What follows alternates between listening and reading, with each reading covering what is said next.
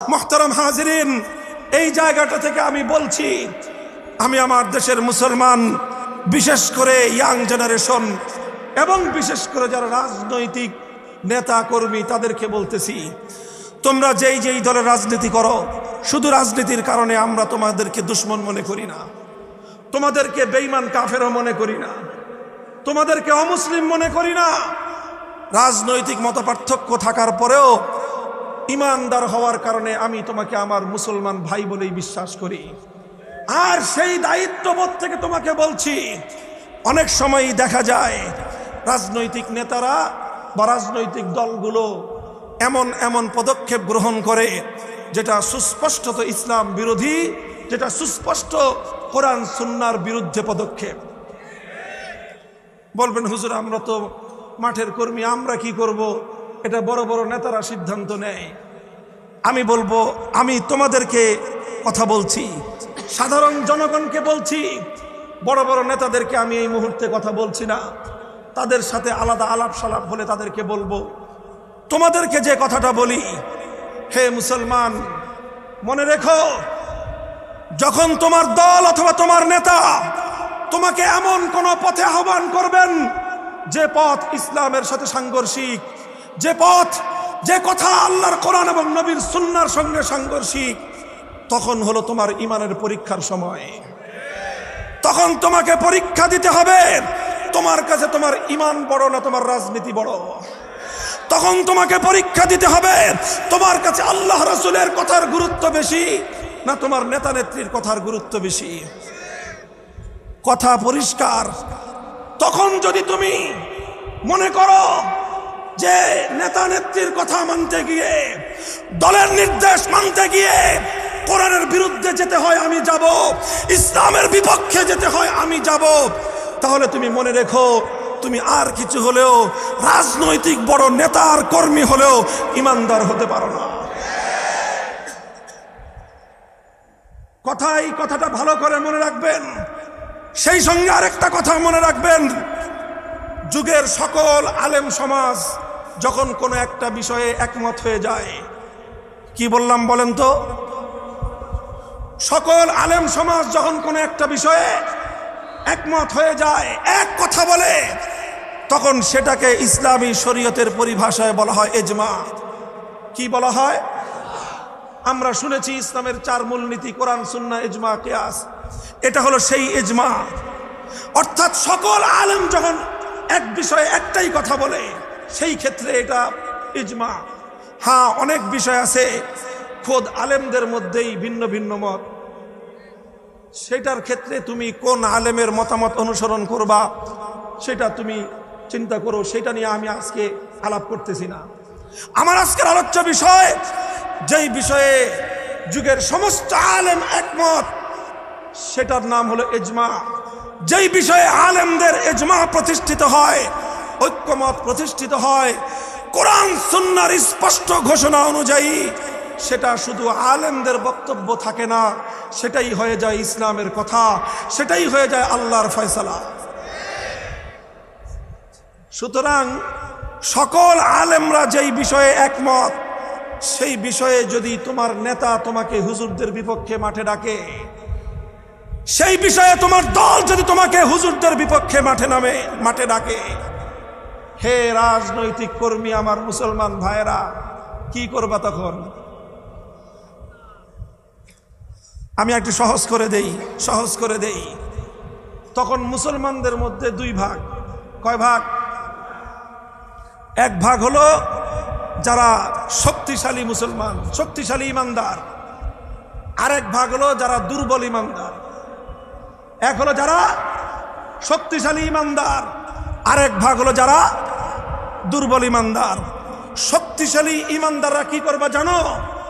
যখন তোমাকে তোমার দল অথবা তোমার নেতা সমস্ত আলেমদের বিপক্ষে মাঠে নামতে বলবে, তখন দল আর নেতাকে বৃদ্ধাঙ্গুলি দেখিয়ে বলবা, ঈমান বিক্রি করে রাজনীতি করতে আসি না। পারবা তো বলতে? এটা হলো শক্তিশালী ইমানদার যারা হাত উঠাইছেন নাকি? আর অনেকেই কিন্তু হাত উঠান নাই, আমি টের পেয়েছি। চিন্তা করতেছে হাত যদি উঠাই তাহলে তো আবার বৃদ্ধাঙ্গুলি দেখাইতে হবে। তো তাদের জন্য, যারা দুর্বল ইমানদার, তাদের জন্য বলি, তখন তো আপনি চিন্তা করবেন যে এখন যদি আলেম ওলামাদের বিপক্ষে, ইজমায়ে উম্মতের বিপক্ষে মাঠে নামি ইমান যায়, যদি দলের বিপক্ষে নামি রাজনৈতিক পদ যায়। কথা ঠিক? উভয় সংকটে পড়লেন। এখন আপনি কি করবেন? যেহেতু আপনি দুর্বল ইমানদার, কাজে এই কারণে রাজনৈতিক পদও ছাড়তে মনে চায় না। আবার যেহেতু ইমানদার, ইমানটাও ছাড়তে মনে চায় না। তা আপনার জন্য একটা কৌশল আমি বলে দিয়ে যাই। তখন পরিষ্কার নেতাকে বলে দিবেন যে নেতা, পেটে ব্যথা। কি বলবেন? অথবা বলবেন মাথায় ব্যথা, প্রচন্ড জন্মের মতো মাথায় ব্যথা, আমার 1 সপ্তাহ বেড রেস্টে থাকা জরুরি। এই সময় আমার পক্ষে রাস্তায় বের হওয়া কোনোভাবেই সম্ভব না। নেতা বলেন আমার জীবনের দাম আছে কিনা নাই? নেতা বলবে ঠিক আছে, তোমার যেহেতু পেটে ব্যথা, তোমার যেহেতু মাথায় ব্যথা, তাহলে তুই আজকে আসিস না, কিন্তু আমরা করে ফেলি। কথা পরিষ্কার? কেউ প্রশ্ন করতে পারেন যে হুজুর আমার তো আসলে মাথা ব্যথা নাই, আমার তো মাথা ব্যথা নাই, আপনি আমাকে মাথা ব্যথার মিথ্যা কথা শিখিয়ে দিতেছেন কেন?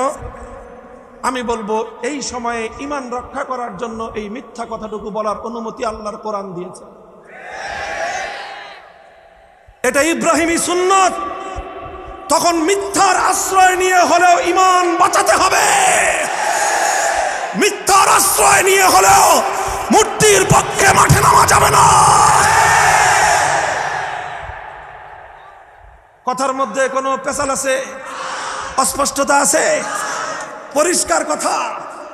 পেটে ব্যথা বলেন আর মাথা ব্যথা বলেন, যাই বলেন, আর বেটা তোমার মাথা ব্যথা নাই মানে কেন? তোমার ঈমান যখন আশঙ্কার মুখে, তোমার দল যখন তোমাকে ঈমানের বিপক্ষে মাঠে ডাকছে, দেশের মধ্যে যখন ঈমানের বিরুদ্ধে ষড়যন্ত্র হচ্ছে, তখনও তোমার মাথা ব্যথা নাই, তুমি কেমন ঈমানদার? তাহলে মাথা ব্যথা থাকা উচিত কি উচিত না? দল ডাকে ঈমানের বিরুদ্ধে, নেতা ডাক দেয় আলেমদের বিরুদ্ধে, তখনও যদি তোমার মাথা ব্যথা না থাকে, তাহলে বুঝতে হবে তোমার ঈমানই নাই। তাহলে দুর্বল ঈমানদাররা কি বলবেন? কি বলবেন? ইন্নী সাকিম, আমি মারাত্মক অসুস্থ, এই সময়ে আমার রাস্তায় নামার কোনো সুযোগ নাই। আর যদি সেই কথা বলারও সাহস না রাখেন, মোবাইল বন্ধ করে দিয়ে কক্সবাজার চলে যাবেন ঘুরতে। এই ঘোরা জায়েজ। ঈমান হেফাজত করার জন্য কক্সবাজার চলে যাবেন, বান্দরবান চলে যাবেন। দেশে থাকতে সমস্যা হলে চলে যান ইন্ডিয়ায়। এখন ইন্ডিয়ায় যাওয়া তো সমস্যা নাই। দার্জিলিং ঘুরে আসেন, কাশ্মীর ঘুরে আসেন, তাজমহল দেখে আসেন। এই সুযোগে ঈমানও বাঁচবে, তাজমহলও দেখা হয়ে যাবে। আল্লাহ পাক বুঝবার তৌফিক দান করেন। মুহতারাম হাজিরিন, কথাটা আমি হাসতে হাসতে বললাম, কথাটা হাসতে হাসতে বললাম, এবং এই কথাটা কত জটিল কথা, এবং এই কথাটা কোন পর্যন্ত গিয়ে পৌঁছে সব অনুভূতি আমার আছে। এরপরে আমি কেন বললাম? আমি এ কথা না বললেও পারতাম। আমার ওয়াজ অলরেডি 1.5 ঘন্টা প্রায় হয়ে গেছে। আমি এর আগেই শেষ করে দিলে আপনারা কেউ আমার প্রতি অসন্তুষ্ট হইতেন না। এরপরে এই কথাটা কেন বললাম? আমি জানি এই কথাটা যদি আজকে শাইখুল হাদিসের সন্তান না বলে, তাহলে এই জাতির এই রাজনৈতিক ধোঁকাবাজির খপ্পরে পড়ে ঈমান হারানোর বিপজ্জনক এই ব্যাপারে এই জাতিকে সতর্ক করার লোকের বড় অভাব আছে। বলে দিলাম আওয়ামী লীগ করবেন না বিএনপি করবেন আপনার সিদ্ধান্তের বিষয়, কিন্তু খবরদার ঈমান বিক্রি করে রাজনীতি করবেন না, রাজনীতি করবেন না।